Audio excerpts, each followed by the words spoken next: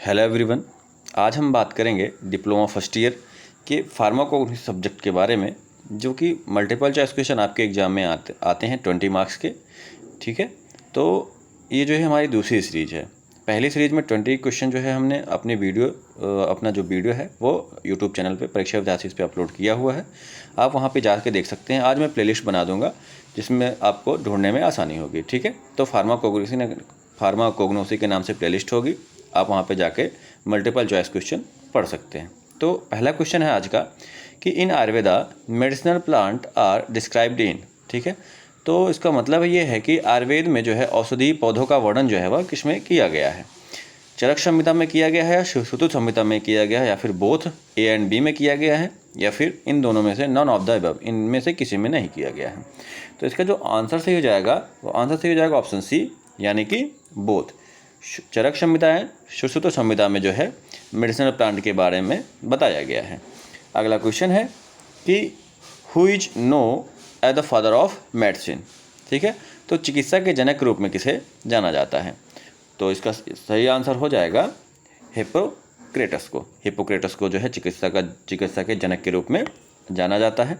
अगला क्वेश्चन है कि crude drug are obtained from. ठीक है, तो क्रूड ड्रग हमें कहाँ से मिलती हैं? प्लांट सोर्स से मिलती हैं, एनिमल सोर्स से मिलती हैं या फिर मिनरल सोर्स से मिलती हैं, या ऑप्शन डी है ऑल ऑफ द एबव। तो इसका जो राइट आंसर हो जाएगा ऑप्शन डी सही हो जाएगा, यानी कि ऑल ऑफ द एबव।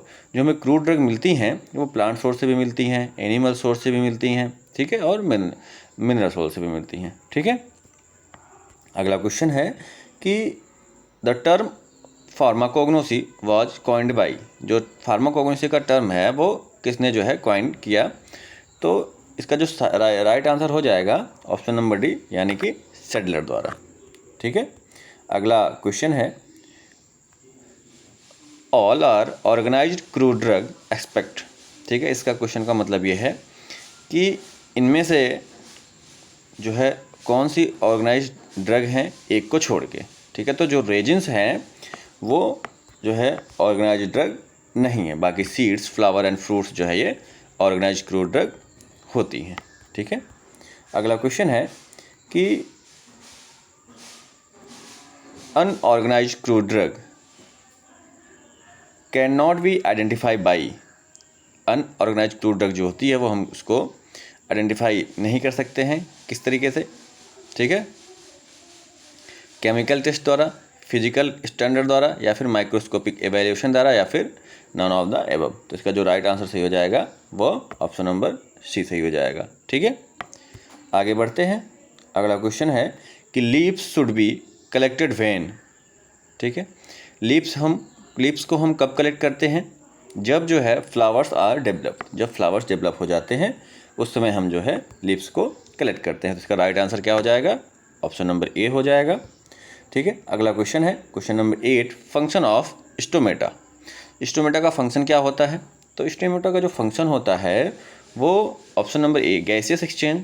ठीक है, गैसियस एक्सचेंज का मतलब वो जो है CO2 को लेता है एंड ऑक्सीजन के रूप में जो है हमें O2 के रूप में हमें ट्रांसफ़र करता है। ठीक है, ट्रांसपिरेशन, उसका वर्क क्या होता है? वो ट्रांसपिरेशन का काम होता है कि वो जो है अपने पौधों तक जो है वो CO2 को पहुँचाए, या प्रकाश संश्लेषण को जो भी उसकी क्रिया होती है सनलाइट को जो है पहुँचाने का काम करता है।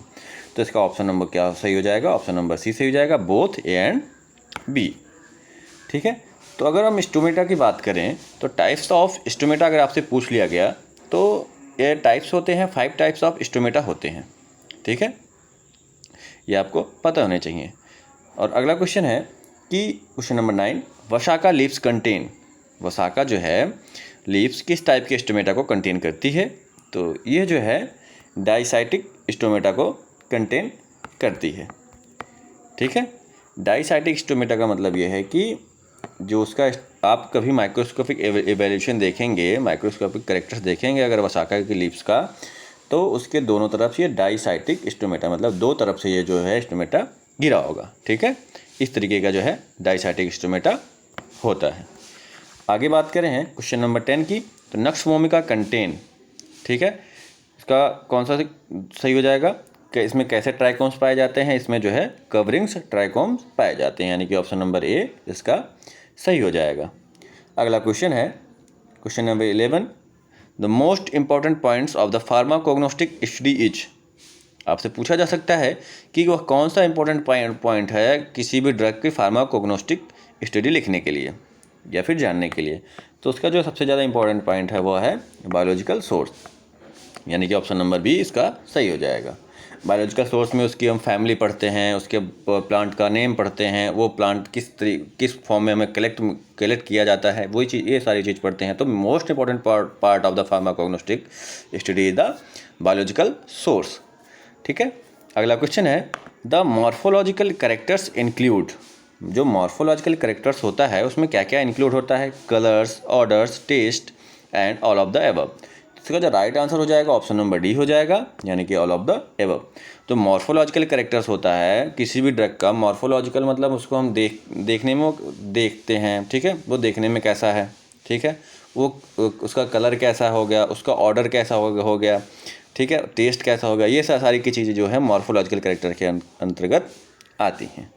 अगला क्वेश्चन है कि बायोलॉजिकल सोर्स इंक्लूड, ठीक है, ऑप्शन है नेचर ऑफ द ड्रग, अगला part of the product, scientific name and option D all of the above. ठीक है। तो अभी हमने आपको वहाँ स्टार्टिंग में बताया था फार्माकोग्नोस्टिक स्टडी में कौन सा पार्ट इंपॉर्टेंट होता है? Biological source. अब बायोलॉजिकल सोर्स में क्या क्या इंक्लूड होता है? Nature of the drug, drug का नेचर कैसा है, ठीक है, पार्ट्स ऑफ द प्रोडक्ट, हम उस ड्रग का कौन सा पार्ट जो है यूज कर रहे हैं, ठीक है, और उसका साइंटिफिक नेम क्या है, ये सारी की चीज़ें जो है बायोलॉजिकल सोर्स में हम पढ़ते हैं। इसका ऑप्शन नंबर डी सही हो जाएगा। आगे बढ़ते हैं। अगला क्वेश्चन है histological characters of drug are study under the point. ठीक है। तो हिस्टोलॉजिकल जो कैरेक्टर्स होता है उसके अंदर हम कौन कौन से पॉइंट जो है पर देखते हैं? तो उसके अंदर हम माइक्रोस्कोपिक कैरेक्टर्स देखते हैं। ठीक है। किसी भी ड्रग का हिस्टोलॉजिकल कैरेक्टर हमें देखना है तो माइक्रोस्कोप में देखेंगे तो उसका हिस्टोलॉजिकल कैरेक्टर दिख जाएगा। अगला क्वेश्चन है 15 नंबर क्वेश्चन है all are include for pharmacognostic study of the drug aspect. ठीक है। इनमें से किसको छोड़ के जो है वो फार्माकोग्नोस्टिक ड्रग जो है स्टडी के अंतर्गत आती है? तो option number D melting point को छोड़कर, ठीक है, मेल्टिंग पॉइंट को छोड़कर वो जो है हम फार्माकोग्नोस्टिक स्टडी में उसका कल्टीवेशन पढ़ते हैं, उसका यूज पढ़ते हैं और उसका केमिकल टेस्ट। ठीक है। केमिकल टेस्ट में क्या होता है कि किसी भी ड्रग का हम केमिकल टेस्ट इसलिए करते हैं कि वो ड्रग उसमें प्रेजेंट, वो ड्रग हमें कोई भी ड्रग मिल गई नॉर्मली तो हम उसका केमिकल टेस्ट करके ये आइडेंटिफाई कर सकते हैं कि हाँ इसमें ये ड्रग प्रेजेंट है। ठीक है। अगला क्वेश्चन है एडल्ट्रेशन मीन्स क्या होता है? ठीक है। ऑप्शन है डेबेसमेंट ऑफ एन आर्टिकल्स। ठीक है। तो इसका ऑप्शन सही हो जाएगा ऑप्शन नंबर ए। ठीक। Digestion of drug are done because of. ठीक है। तो इसका मतलब होगा कि दवाओं का जो मानवीकरण किसके द्वारा जो है किया जाता है? ऑप्शंस हैं आपके पास biochemical variation in the drug, यानी कि दवाओं के जैविक रसायन का मूल्यांकन किया करते हैं हम, डेटोरिएशन यानी कि ख़राब होना, इसके बारे में देखते हैं, और एडल्ट्रेशन यानी कि मिलावट। ये सारी की सारी चीज़ें हम स्टरलाइजेशन ऑफ ड्रग में देखते हैं, यानी कि ऑप्शन नंबर इसका डी सही हो जाएगा। अगला क्वेश्चन है evaluation of drug refers the determination of quality, determination of purity and detection of nature of adulteration. तो ये सारी चीज़ें जो हम एवेल्युएशन में है रिफर करते हैं, यानी कि ऑल ऑफ द एबव। अगला क्वेश्चन है microscopic evaluation used for identification of organized drug, unorganized drug, both A and B and none of the above.